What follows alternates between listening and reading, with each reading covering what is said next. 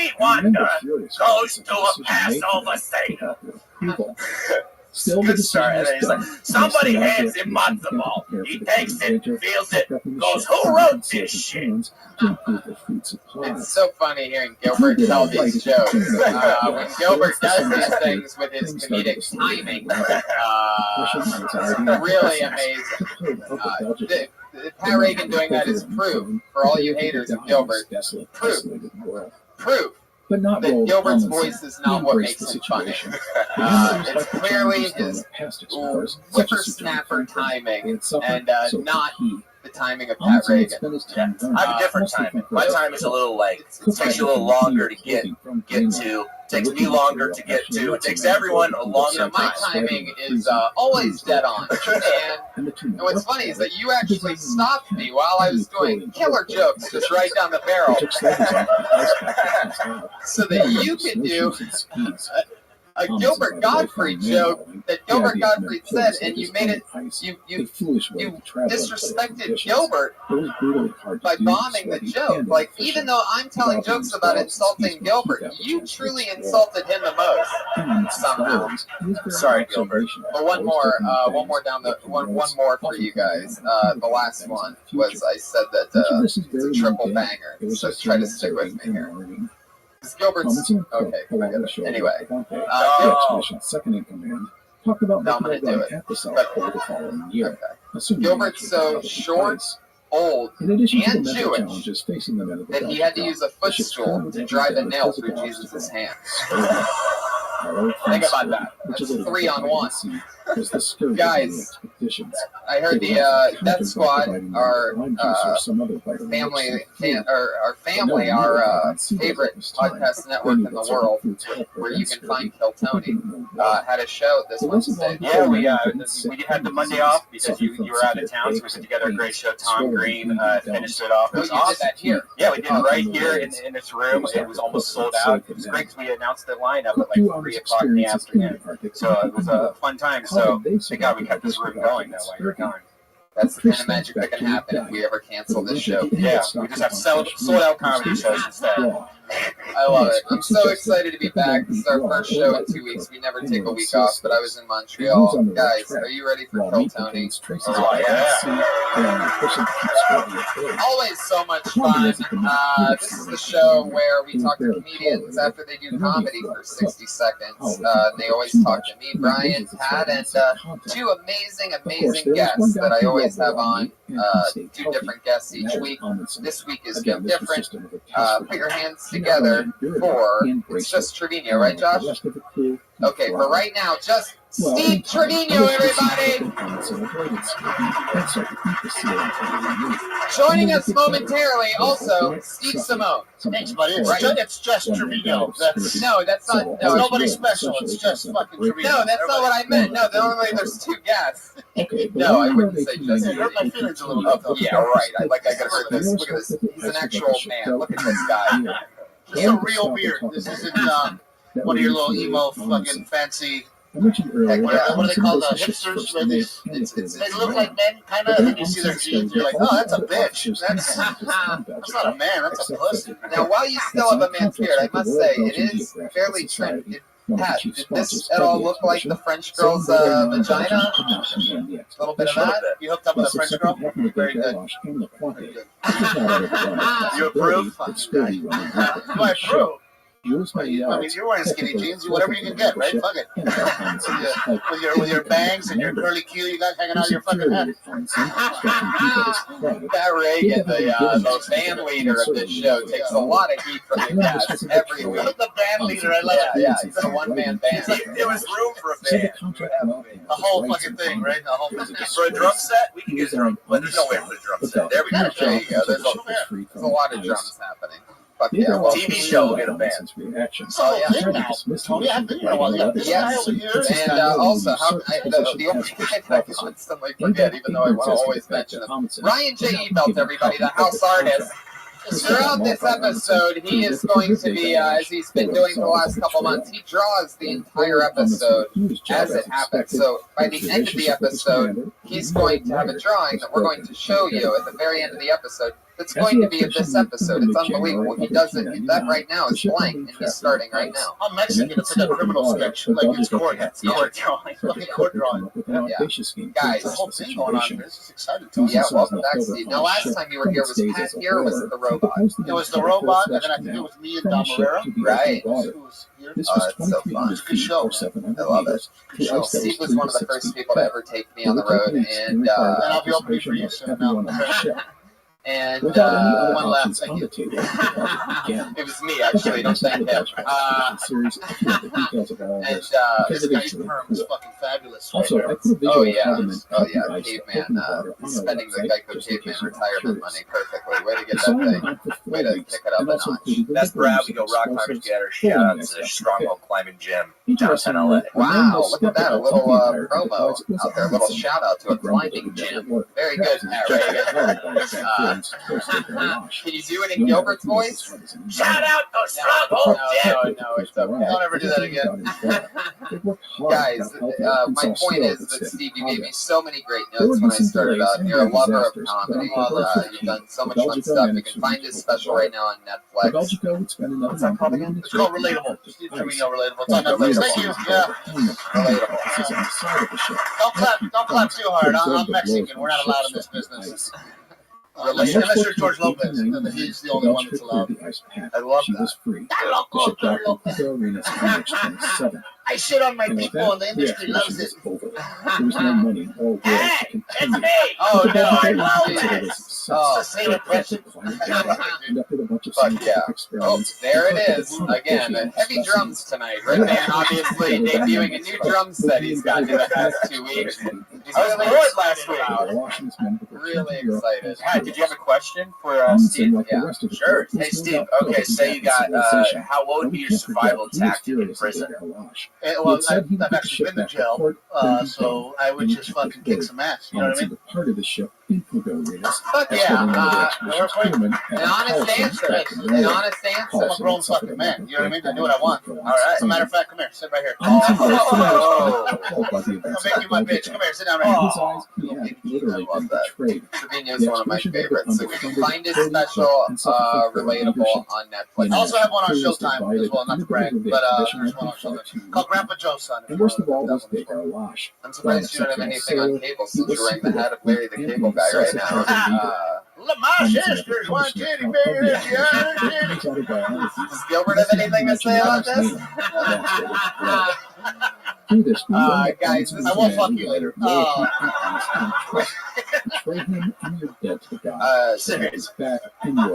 Guys, this is the show where we talk to comedians after they've done 60 seconds of stage time.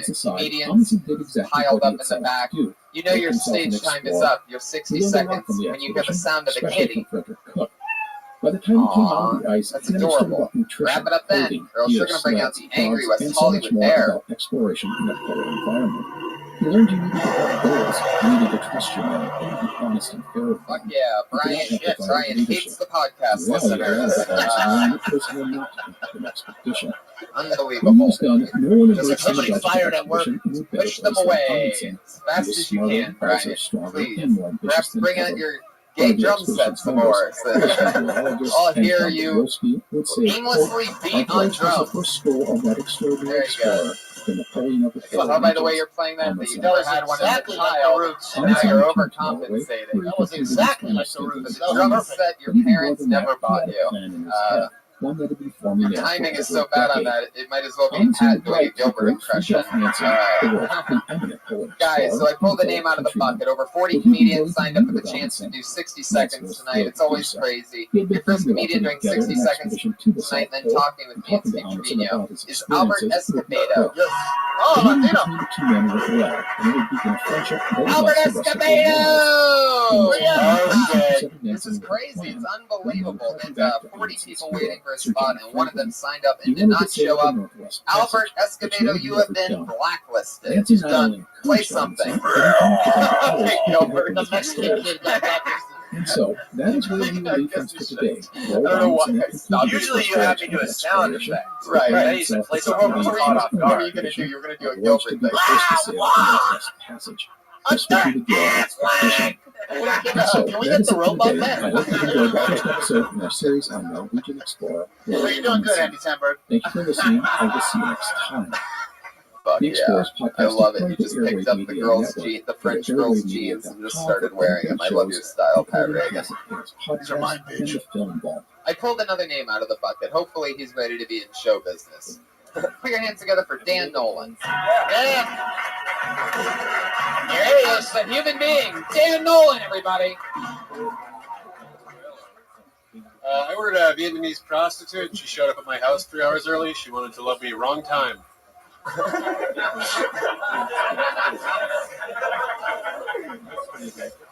I just started exercising. Every morning I run for 3 miles straight and then another 3 miles gay.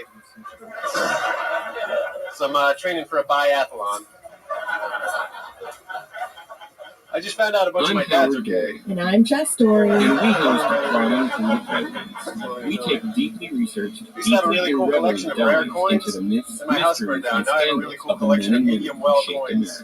Join us as we dive deep into topics I like started collecting stamps. They're not stamps, ADT. They don't call it stamps anymore. and the odd feeding habits of everyone's favorite founder. John I'm Adams. doing good. I Subscribe and finished the follow school finally. Climbing I didn't graduate. I'm just fucking finished with it. Find out more. Be a comedian, everybody. We're going to get through this together. How about that?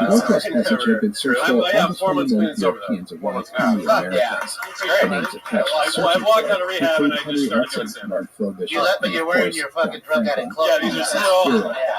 It's The time to get out of the drug Passage addict was clothes. about I actually men went, I with a didn't dress like to this when I was a Asia. drug addict. When I was a drug In addict, I used to dress 1845, nice so I the wouldn't British get put caught together an shoplifting. expedition of 2 ships and You're right. 129 Oh, men yeah, under the you're guidance sure that the of outlaw Sir John hero. Franklin.